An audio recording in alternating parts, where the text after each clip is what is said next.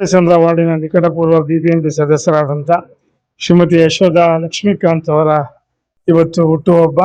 ಅವರಿಗೆ ಹುಟ್ಟುಹಬ್ಬದ ಶುಭಾಶಯಗಳನ್ನ ನಮ್ಮ ಸಮಸ್ತ ನಾಗರಿಕರ ಪರವಾಗಿ ಅವರಿಗೆ ಹುಟ್ಟುಹಬ್ಬದ ಶುಭಾಶಯಗಳನ್ನ ಕೋರ್ತಾ ಇದ್ದೀವಿ.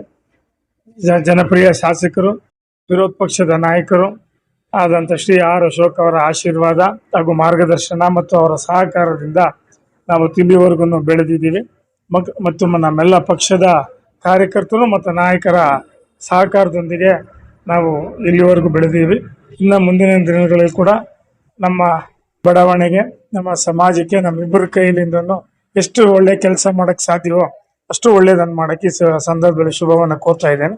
ಹಾಗೆ ಸಮಸ್ತ ಕರ್ನಾಟಕ ಜನತೆಗೆ ಮತ್ತು ನಮ್ಮ ಎಲ್ಲ ಪದ್ಮನಾಭನಗರದ ಕ್ಷೇತ್ರದ ಎಲ್ಲ ಕಾರ್ಯಕರ್ತರಿಗೂ, ನಾಯಕರಿಗೂ, ಮತದಾರರಿಗೂ ಮಕರ ಸಂಕ್ರಾಂತಿಯ ಶುಭಾಶಯಗಳನ್ನು ಈ ಸಂದರ್ಭದಲ್ಲಿ ಕೋರೋಕ್ಕೆ ನಾನು ಇಷ್ಟಪಡ್ತೀನಿ. ಈಗ ಚುನಾವಣೆಯನ್ನ ಘೋಷಣೆಯನ್ನ ಮಾಡಿದ್ದಾರೆ ಸುಪ್ರೀಂ ಕೋರ್ಟ್ ಆದೇಶದ ಮೇರೆಗೆ.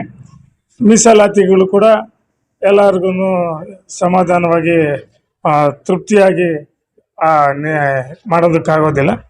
ಯಾವುದು ಬರುತ್ತೋ ಆ ಮೀಸಲಾತಿಯಲ್ಲಿ ನಮ್ಮ ಅವಕಾಶ ಸಿಕ್ಕರೆ ಖಂಡಿತವಾಗಿ ಸ್ಪರ್ಶಿ ಜನರ ಸೇವೆ ಮಾಡುವಂತ ನಮ್ಗೊಂದು ದೇವರಲ್ಲಿ ನಾವು ಪ್ರಾರ್ಥನೆ ಮಾಡ್ತೀವಿ. ನಮ್ಮ ಕ್ಷೇತ್ರ ಪದ್ಮನಾಭ ವಿಧಾನಸಭಾ ಕ್ಷೇತ್ರದ ಜನತೆ ಮತ್ತು ಈ ಕರ್ನಾಟಕದ ಎಲ್ಲಾ ಸಮಸ್ತ ನಾಡಿನ ಜನತೆಗೂ ಸಂಕ್ರಾಂತಿ ಹಬ್ಬದ ಶುಭಾಶಯಗಳು. ಭಗವಂತನ ಆಶೀರ್ವಾದ, ನಮ್ಮ ಸಹಾಯಕರ ಆಶೀರ್ವಾದ, ಸೇವೆ ಮಾಡುವಂತ ಅವಕಾಶ ಸಿಗುತ್ತೆ. ಮುಂದೇನೋ ಅವಕಾಶ ಸಿಕ್ಕೇ ಸಿಗುತ್ತೆ.